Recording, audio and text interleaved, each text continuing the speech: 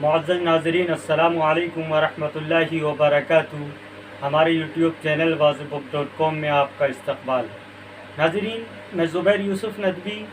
آج میں آپ کے سامنے درس قرآن کی 46ویں نشست میں سورہ بقرہ کی چند آیات کا ترجمہ اور مختصر تفصیل لے کر کے حاضر ہوا ہوں۔ ناظرین، آپ سے گزارش ہے کہ ہمارے یوٹیوب چینل wazibbook.com کو سبسکرائب کر کے ہماری حوصلہ افزائی کریں تاکہ اسی طرح ہم درس قرآن کے تعلق سے ویڈیوز آپ کی خدمت میں پیش کرتے رہیں۔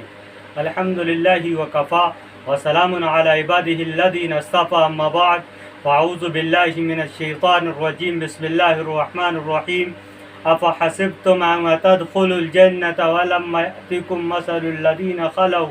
من قبلکم مستهم البأساء والضراء وزلزلوا حتى يقول الرسول والذین معه متى نصر اللہ الا ان نصر اللہ قریب۔ ناظرین گرامی، قرآن مقدسہ کی اس آیت کے اندر اللہ رب العزت ارشاد فرما رہے ہیں کہ تم یہ گمان کرتے ہو، کہ تم یہ سمجھتے ہو کہ تم یوں ہی جنت میں داخل کر دیے جاؤ گے اور تمہارا امتحان نہیں ہوگا، تمہاری آزمائش نہیں ہوگی، تمہیں آزمایا نہیں جائے گا، تمہارا امتحان نہیں لیا جائے گا۔ اگر یہ تم سمجھتے ہو اور گمان کرتے ہو، خیال کرتے ہو، تو تم غلط فہمی میں مبتلا ہو۔ ناظرین گرامی، اللہ رب العزت ارشاد فرما رہے ہیں کہ افحسبتم، کیا تم یہ گمان کرتے ہو، ان تدخلوا الجنہ، کہ تم جنت میں داخل کر دیے جاؤ گے اور تمہیں اس طرح کی مصیبتیں اور پریشانیاں نہیں پہنچیں گی جیسا کہ تم سے پہلے والے لوگوں کو جو مصیبتیں اور پریشانیاں اور تکلیف پہنچی۔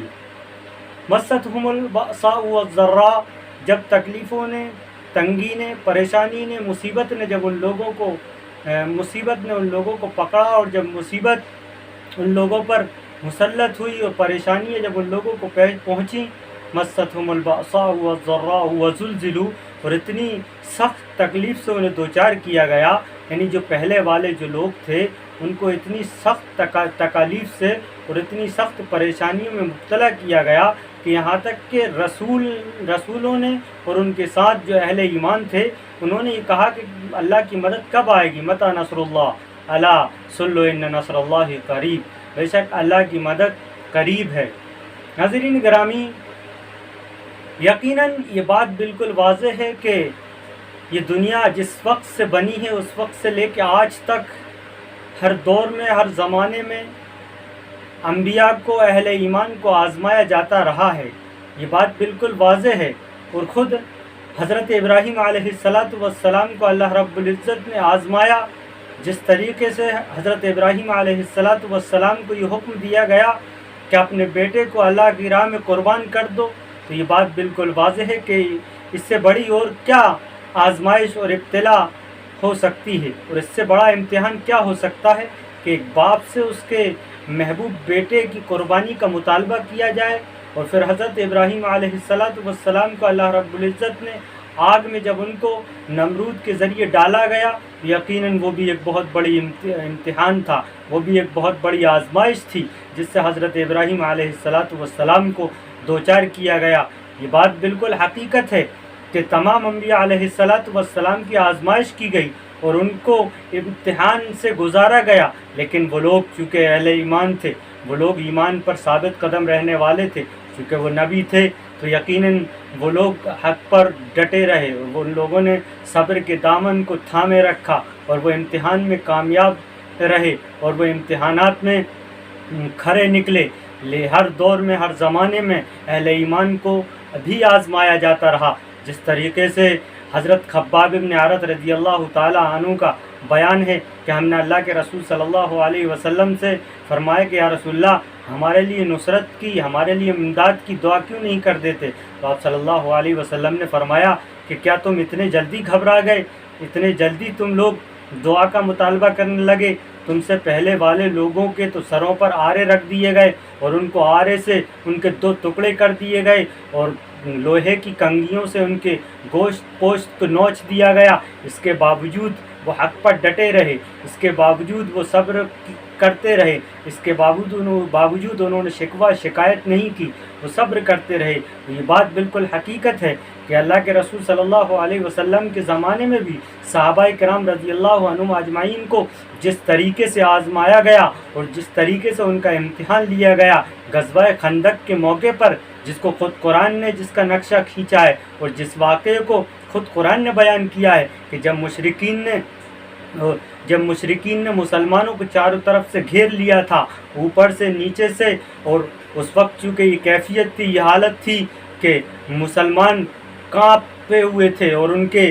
جس کے نقشہ خود قرآن نے کھینچا ہے کہ دل جو ہے حلق کو آ رہے تھے، اور اس طرح کی حالات تھے کہ ہر طرف سے مشرکین نے مسلمانوں کو گھیر لیا تھا۔ اس کے باوجود وہ حق پر ڈٹے رہے اور انہوں نے